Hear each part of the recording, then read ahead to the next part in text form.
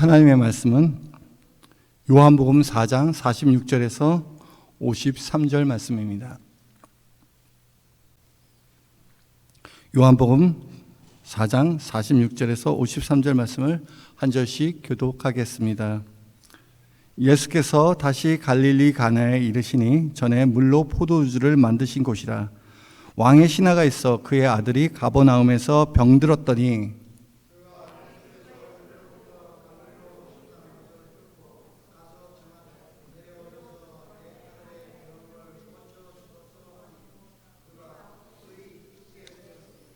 예수께서 이르시되 너희는 표적과 기사를 보지 못하면 도무지 믿지 아니하리라.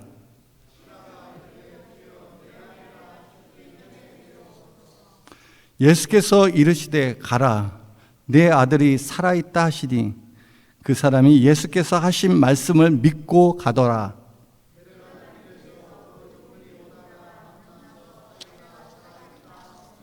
그 낫기 시작한 때를 물은즉 어제 7시에 열기가 떨어졌나이다 하는지라.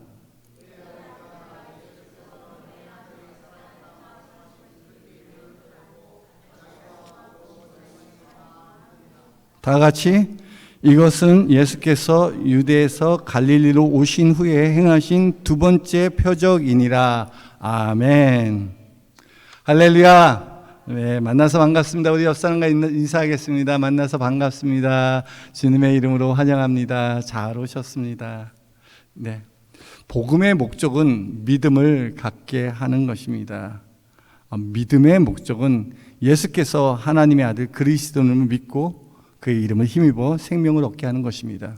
그래서 우리가 복음을 듣고 우리가 믿음을 가졌다면 그 믿음으로 우리는 생명을 얻게 됩니다. 믿는 우리에게 생명의 기적을 주시는 분이 바로 하나님의 보내신 아들 예수 그리스도라는 것입니다. 성경의 기록 목적도 이와 같습니다.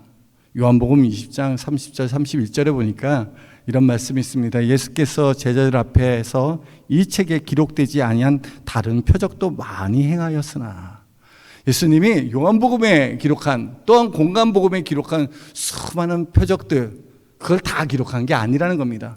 여기 기록되지 아니하는 많은 그런 표적들, 기적들을 행하였으나 오직 이것을 기록함은 너희로 예수께서 하나님의 아들 그리스도이심을 믿게 하려 함이요 또 너희로 믿고 그의 이름을 힘입어 생명을 얻게 하려 함이니라. 그렇습니다.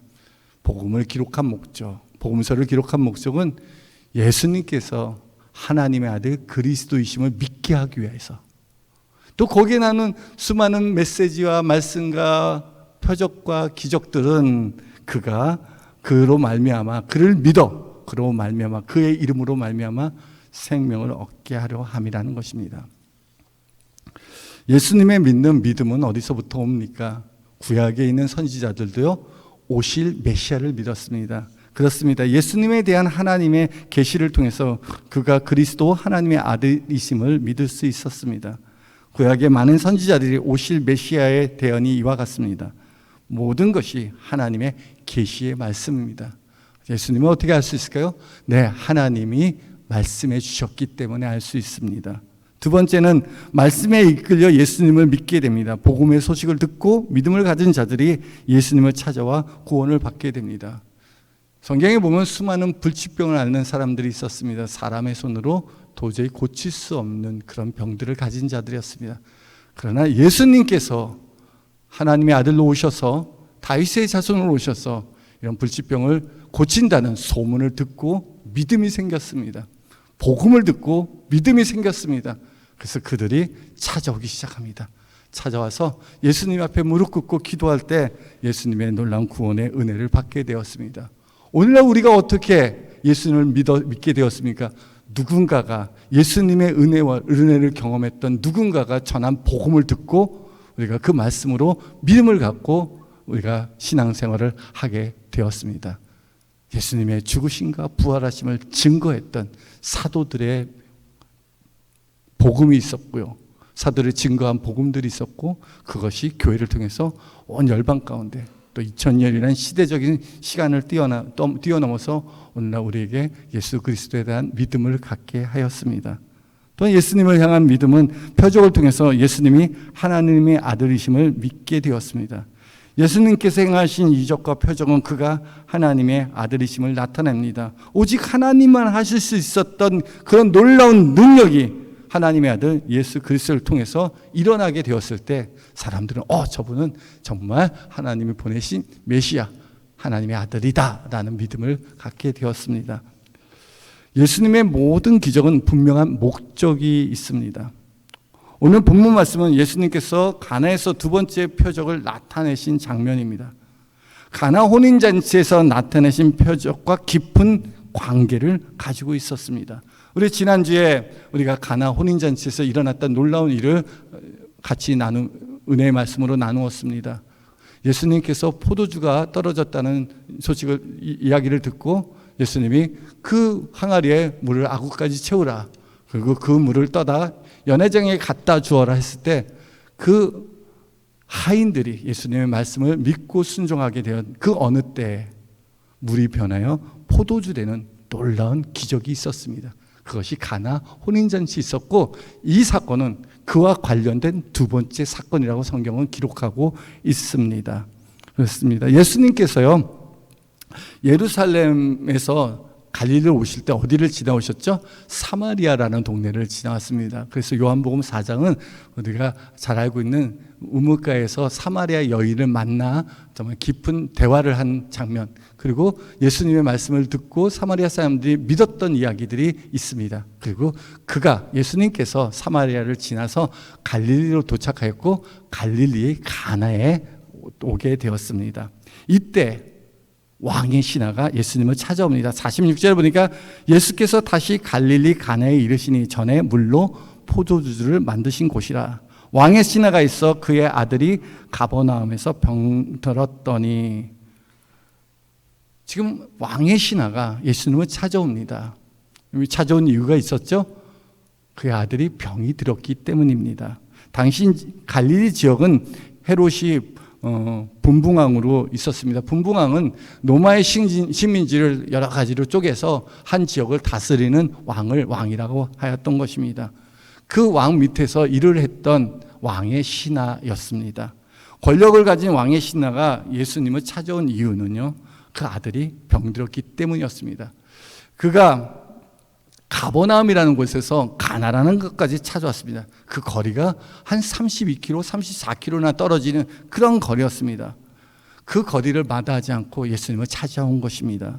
아무리 세상에서 힘과 권력을 가졌다 할지라도 죽고 사는 인생의 문제를 스스로 해결할 수 없습니다. 우리 한번 생각해 볼까요? 우리 인생에서 자기 스스로 해결할 수 있는 문제가 얼마나 되겠습니까? 우리 각각의 가정의 문제, 우리 자녀의 문제, 아니 내 질병의 문제조차도 내 스스로 해결할 수 없다는 것을 알게 됩니다. 내가 아프면 내가 해결할 수 있으면 얼마나 좋습니까? 그러나 우리는 꼭 병원을 찾아가야 될 것이며, 자동차가 하나 고장나도 내 스스로 해결할 수가 없습니다. 그것을 고칠 수 있는 정비소에 맡겨야 됩니다. 우리 살면서 수많은 일들이 내 스스로 문제를 해결할 거라고 생각하지만 그건 큰 착각입니다. 우리가 먹는 것 하나, 마시는 것 하나도 누군가가 도와주지 아니한다면 아무것도 해결할 수 없습니다. 우리가 농사를 짓지 않고 채소를 가꾸지도 않았습니다. 우리가 쌀 한 톨도 내 힘과 능력으로 먹을 수 없습니다. 농부의 도움이 있었고요, 그것을 유통하는 어떤 유통업자의 도움이 있었고요, 그리고 그것을 판매하는 판매업자의 도움이 있었기에 그것이 지금 나에게 전달되어 먹고 있는 것입니다. 그렇습니다. 우리는 누군가의 도움이 없으면 살아갈 수 없는 시대에 우리가 살고 있습니다. 그런데 인생에 정말 중요한 문제가 있어요. 궁극적으로 중요한 문제, 죽고 사는 문제. 이것이 해결이 되지 아니하면 도대체 살 수 없는 그런 절박한 상황 속에서 여러분은 누구의 도움을 받고 살아가고 있습니까? 어떻게 보면 나도 도와주고 너도 도와주고 서로 상호 협력으로 우리가 서로 살고 있습니다. 그러나 정말 인생의 절박한 문제, 이 왕의 신하는 아들이 죽을 병에 걸렸습니다. 거의 죽어가고 있었습니다. 그가 할 수 있는 일은 아마도 다 해봤을 것입니다. 용한 의사도 찾아봤고 몸에 좋다는 것도 다 먹여봤을 것입니다. 그런데 자기 스스로 할 수 있는 것이 아무것도 없었습니다. 그는 병든 아들의 문제를 해결받기 위해 예수님을 찾아왔습니다. 예수님의 소식을 들었거든요. 예수님의 소문을 들었거든요. 예수님이 누구라는 것, 그리고 그에게는 엄청난 하나님의 능력이 나타난다는 것을 들었기에 그런 절박한 마음으로 예수님을 찾아왔습니다. 인생의 문제를 해결하실 분은 예수님께 있습니다. 가버나움에서 가나까지 거리는 하루에 가기가 벅찬 거리입니다.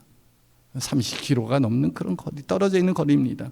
그가 예수님을 찾아올 수밖에 없는 인생의 절박한 문제를 가지고 있었기 때문에 그 길을 마다하지 않고 자기의 체면도 버리고 수고도 마다하지 않고 예수님을 찾아왔습니다. 왜 그렇습니까?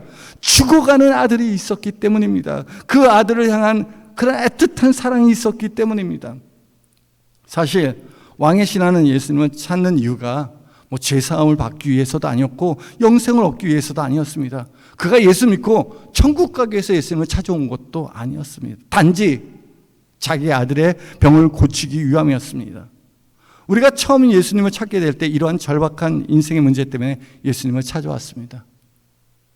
그냥 지금 내 당면한 문제, 내 자녀의 문제, 내 질병의 문제, 내 취업의 문제, 내 삶의 고난의 문제를 누가 하나 도와줄 자가 없어서, 의지할 자가 없어서 주님 나를 불쌍히 여겨주시옵소서.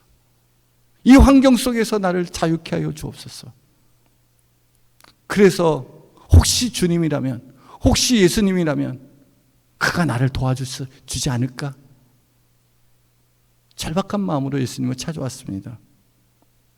그런데 놀라운 일이 있어요. 예수님을 찾아서 예수님을 믿고 보니 우리 인생에 우리 보여지는 삶의 문제뿐 아니라 보이지 않는 우리 영생의 문제까지도 주님께서 해결해 주시더라는 겁니다.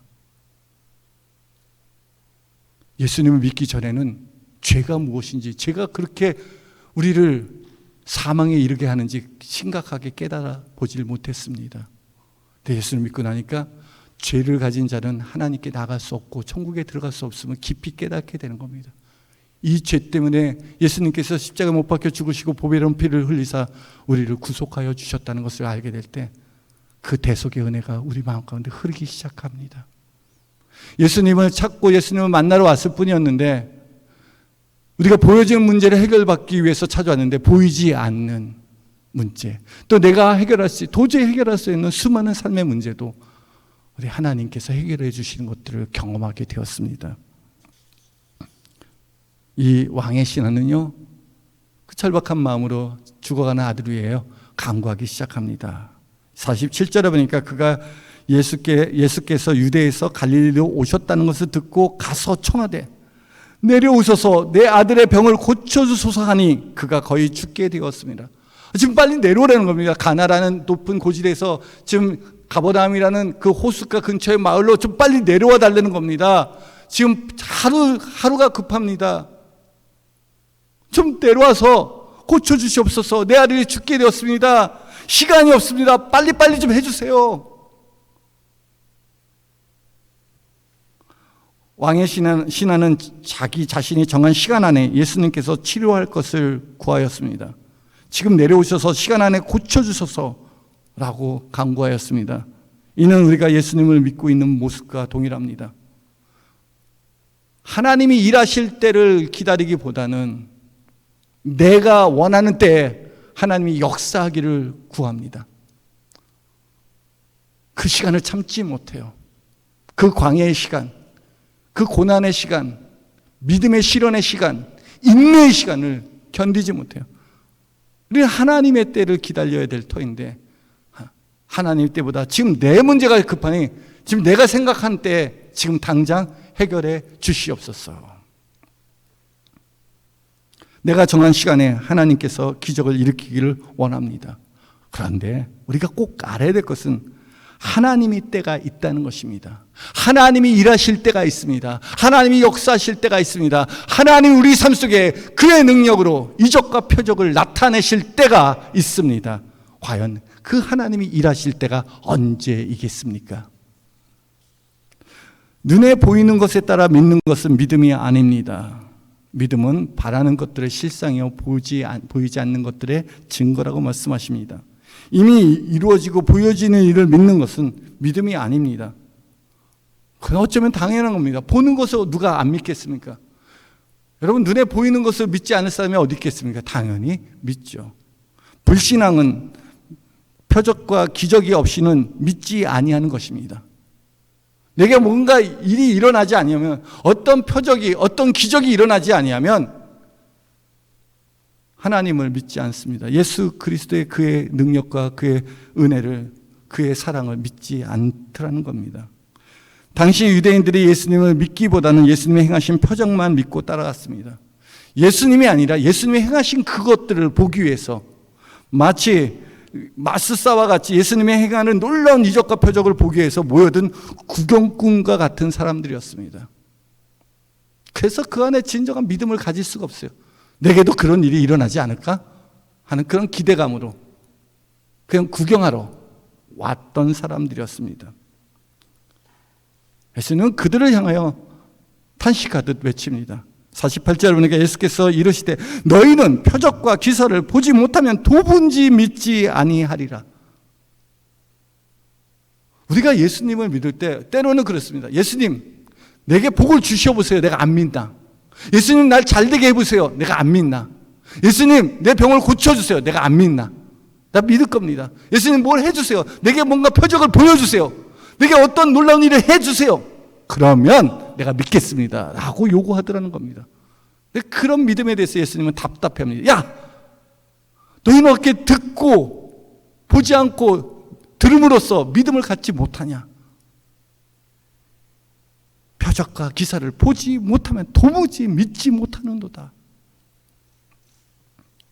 우리가 잘되고 우리가 원하는 데서 성공하고 번성하고 형통하고 건강해지고 모든 것이 만사형통해져서 믿는 하나님이라면 그것은 우리 굳이 예수님을 믿을 필요 없다는 것입니다. 그런 신 이 세상에 참 많이 있습니다. 예수님은 우리의 생명을 구원하시기 위하여 십자가에 못 박혀 죽으신 하나님의 아들이십니다. 표적을 따르는 믿음이 아닌 말씀을 믿는 믿음을 요구하십니다. 예수님은 왕의 신하의 믿음을 확인해 봅니다. 너도 나의 표적이 있어야 믿느냐? 네 아들이 죽어갈 것 같은데 너가 지금 믿는 것이 내가 너 아들을 고쳐주면 믿겠냐? 라고 요구를 하십니다. 물이 포도주와 같이 변하는 기적을 경험한 적이 없는 사람도 있을 것입니다. 성경에만 기록된 기록인데 이게 나와 상관이 없다고 생각합니다. 이게 성경에만 기록됐는데 뭐 물이 변해요? 포도주가 되겠어? 그건 그들의 일이야. 모세가 홍해바다를 가르고 건너갑니다. 모세가 홍해바다를 건너고 이스라엘 백성이 건너가? 그건 그 사람들의 일이야. 나하고는 상관없어. 여호수아가 여리고를 7번 돌고 외칠 때 여리고가 무너집니다. 그건 성경에 기록하는 그냥 옛날 이야기야. 전설 따라 삼천리지. 그게 오늘날 이루어질 수 있어? 그건 나하고 상관없어. 안 믿습니다. 성경의 수많은 이적과 표적들, 하나님이 행하신 놀라운 일들이 오늘 성경 말씀을 통해서 우리에게 증거되고 전달됨에도 불구하고 우리는 그런 표적을 들음에도 불구하고 믿음을 갖지 못합니다. 말씀을 듣고 믿지 못합니다. 사람들은 요구합니다. 지금 나를 한번 믿게 해봐. 나를 좀 믿게 해봐. 내가 믿어지면 믿을게. 하나님께 그렇게 요구합니다. 하나님이 살아계심을 나타내 보세요. 그러면 내가 믿을게요. 하나님 우리에게 요구합니다. 너가 나의 말씀을 믿으면 네가 하나님을 경험하게 될 것이다.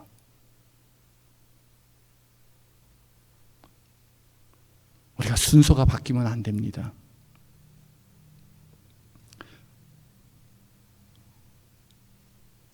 우리가 보는 거로 믿느냐, 보지 못하고 믿는 자가 복되도다. 왕의 신하가 하나님의 기적을 경험할 수 있었던 것은요, 예수님의 말씀을 믿었기 때문이었습니다. 왕의 신하가 절박한 마음으로 예수님께 구합니다. 49절에 보니까 신하가 이르되 주여 내 아이가 죽기 전에 내려오소서. 얼마나 절박합니까? 지금 죽어가는 아들을 보고 내려왔습니다. 그의 머릿속에는 지금 시름시름 죽어가는 아들의 모습들이 보일 겁니다. 그리고 그 먼 길을 찾아와서 예수님 앞에 찾아 매달립니다. 주여 내 아들이 죽어가고 있습니다. 죽기 전에 내려오셔서 내 아들을 살려주시옵소서 라고 간구합니다. 그런데 예수님께서는 그의 말을 거절합니다. 주님께서 그 왕의 신하와 함께 가버나움에 내려갈 터인데 그렇지 않더라는 겁니다. 왜 그렇습니까? 왜 거절한 이유가 무엇입니까? 주님께서 그와 함께 가버나움에 가지 않는 이유는 그의 불신앙을 깨뜨리기 위함입니다. 예수님이 오늘 본문 말씀을 통해서 그 왕의 신하뿐만 아니라 우리에게도 동일하게 가르쳐주고 싶은 믿음의 비밀이 여기에 있습니다. 표적이 아니라 믿음이 먼저라는 겁니다. 표적이 일어나서 어떤 놀라운 일이 일어나서 믿는 그 믿음이 아니라 하나님 말씀을 믿으니까 하나님의 표적이 나타났더라는 겁니다. 50절 보니까 예수께서 이르시되 가라 내 아들이 살아있다 하시니 그 사람이 예수께서 하신 말씀을 믿고 가더니 예수님께서요 그 왕의 신에게 다른 것도 하지 않습니다. 빨리 가서 내 아들 좀 고쳐주세요라고 재촉하는 그 왕의 신하에게 가 괜찮아 가 네 아들 살아있어 라고 말씀하십니다.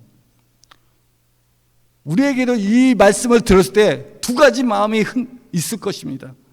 그런데 이 왕의 신하는 예수님이 하신 말씀을 믿고 가더라. 하나님 말씀에는 능력이 있습니다. 살리는 능력이 있습니다. 그 사람이 예수께서 하신 말씀을 믿고 가더니 놀라운 기적을 일으키는 인생의 비밀이 바로 여기에 있습니다. 그는 예수님의 말씀대로 이루어질 것을 믿고 갔습니다. 이미 시간과 장소를 초월하는 하나님의 말씀이 오늘 여기에 선포되고 있습니다. 성경은 우리에게 믿음을 갖도록 하는 책입니다. 똑같은 하나님의 말씀을 읽고 묵상한다 할지라도 누군가에게는 믿음으로 반응하고 누군가에게는 아무 의미 없는 말씀처럼 여겨질 것입니다. 똑같은 하나님의 말씀을 들었는데 이거 나에게 하신 말씀이야. 그 말씀을 믿음으로 듣고 그거 받고 순종하는 사람이 있는가 하면 아무리 말씀을 전해도 그거는 그 옆집 아저씨한테 우리 내 친구한테 우리 남편한테 우리 아내한테 하는 말이야 하고 자기가 받지 못한다면 그 사람의 신앙 속에 하나님의 놀라운 능력을 경험하지 못할 것입니다. 성경의 말씀 오늘 우리에게 들려지는 이 주일날 선포되는 이 말씀은 다른 누군가에게 하는 말씀이 아니라 여러분을 부르시고 이 예배의 자리에 있게 하신 하나님께서 성령으로 말미암아 이 말씀이 여러분께 주는 생명의 말씀, 은혜의 말씀, 믿음을 주는 말씀이 되기를 주님의 이름으로 축복합니다. 다른 사람의 말씀이 아니에요. 내게도 이런 믿음을 갖기를 우리가 기도해야 될 것입니다. 마가복음 9장에 보면 귀신 들린 아들을 가진 아비가 있었습니다. 어린 때부터 귀신이 그 아이들 불 가운데 물 가운데 들어 여러 번 죽이려고 했습니다. 그 아버지는 예수님의 제자들을 불러서 고쳐달라고 강구했습니다. 근데 제자들이 할 수가 없어요. 그 귀신을 내어쫓지 못했습니다. 예수님이 소동이 일어나는 걸 보고 갔더니 그 아버지가 찾아옵니다. 당신의 제자들은 할 수 없었는데 예수님 당신이라면 할 수 있습니다. 우리에게 뭔가 좀 해보세요. 할 수 있으면 뭔가 해보세요. 라고 요구했을 때 예수님이 하신 말씀이 무엇입니까? 할 수 있거든요. 무슨 말이냐? 믿는 자에게는 능치 못함이 없느니라. 그때 그 아비의 아들이 깨달았어요. 지금 이 상황의 문제가 무엇인가? 그래서 그가 간구합니다. 주여, 나의 믿음 없음을 도와주시옵소서. 이 삶의 문제, 아들의 문제가 아니었더라. 귀신이 그 아들을 괴롭히는 그런 고난의 문제가 아니라 믿음의 문제였다는 거예요. 나의 믿음 없음을 용서하여 주옵소서. 나의 믿음 없음을 도와주시옵소서. 그 시로 아들의 질병이 귀신이 떠나고 아들이 살아나는 다시 새롭게 회복되는 놀라운 능력을 경험하게 됩니다. 하나님의 말씀대로 이루어질 걸 믿고 가면 경험하게 되는 기적이 있습니다.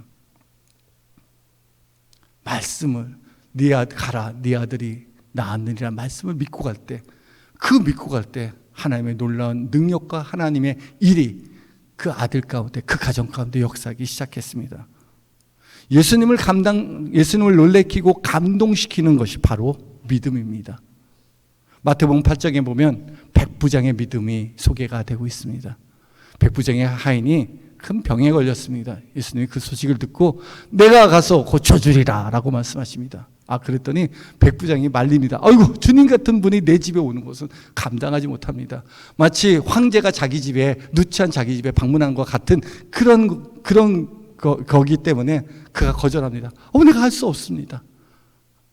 그때 백부장이 말합니다. 말씀하여 주시옵소서. 나도 남의 밑에 있는 자들이기 때문에 그가 명령하면 내가 그 명령대로 순종합니다.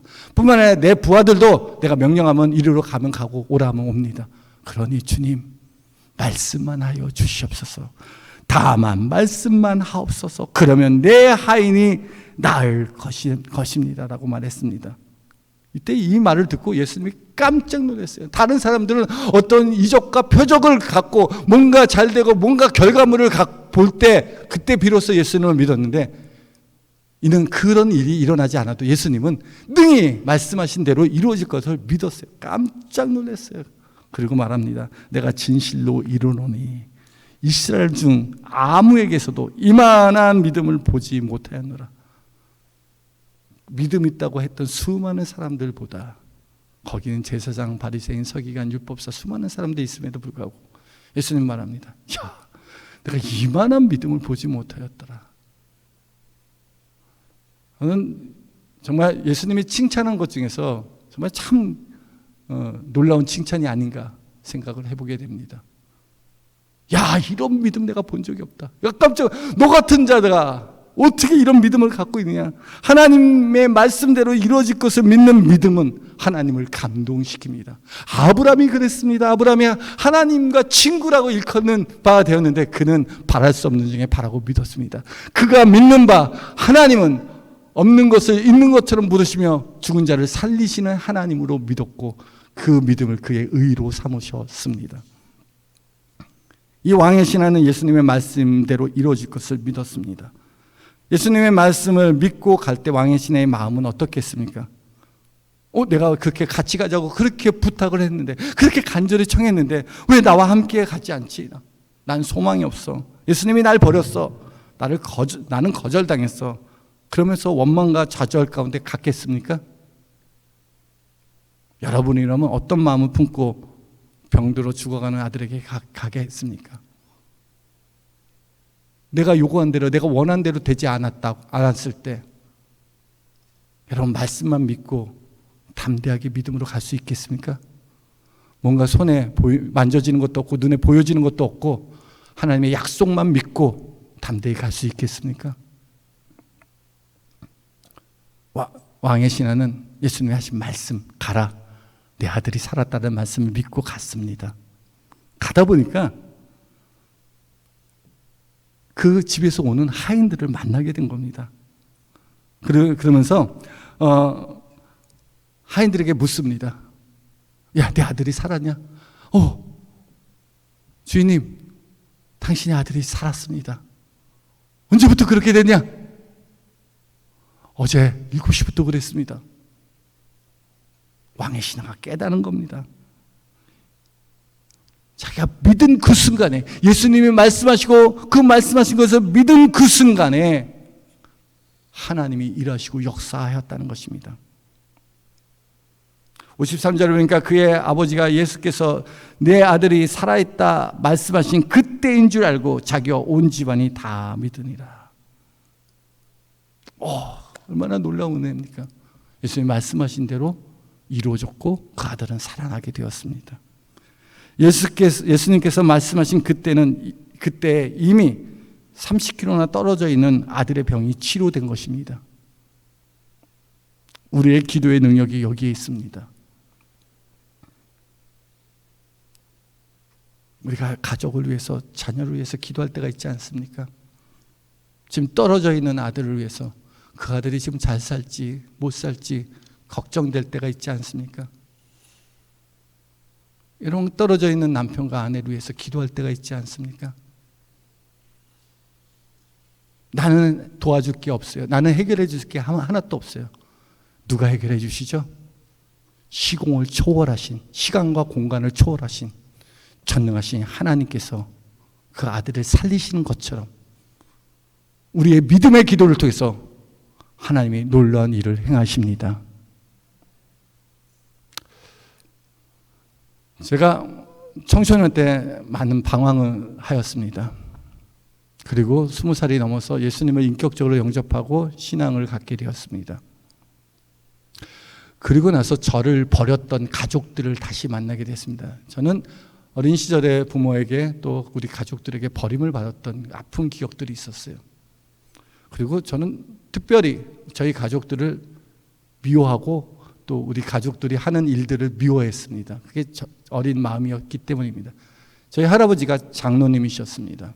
그것도 고신측 장로님, 아주 철저하게 신앙을 지키시는 분이었습니다.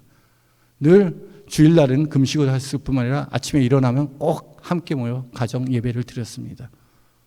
어린 시절 그 집에 머문 적이 있었습니다. 그런 할아버지였어요. 근데 그 할아버지가 저를 거절하고 외면하였어요.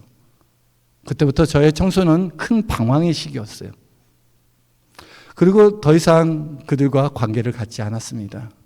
그런데 저희 아버님이 일찍 돌아가시고, 그리고 저희 할아버지가 죽기 직전에, 돌아가시기 직전에 소원이, 저희 아버지가 장남인데 제가 장자예요. 장자, 첫 손자예요.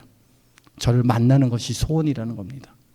그래서 수소문을 해갖고 제가 연락을 받고 병들어 있는 할아버지를 찾아갔습니다. 제가 할아버지 처음 만났습니다.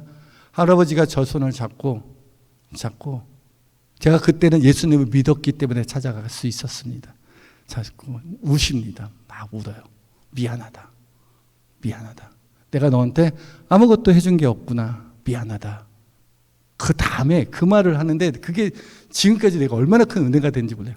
미안하다. 내가 너한테 아무것도 해준 게 없다. 그러나 내가 너를 위해 하루에 3번 기도했다.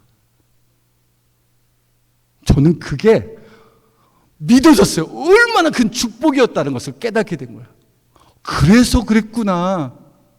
그래서 내가 이렇게 정신 차릴 수 있었고, 그래서 내가 공부할 수 있었고, 그래서 내가 대학 갈 수도 있었고, 그 기도 때문에 내가 이렇게 온전하게 건강하게 살아남을 수 있었구나.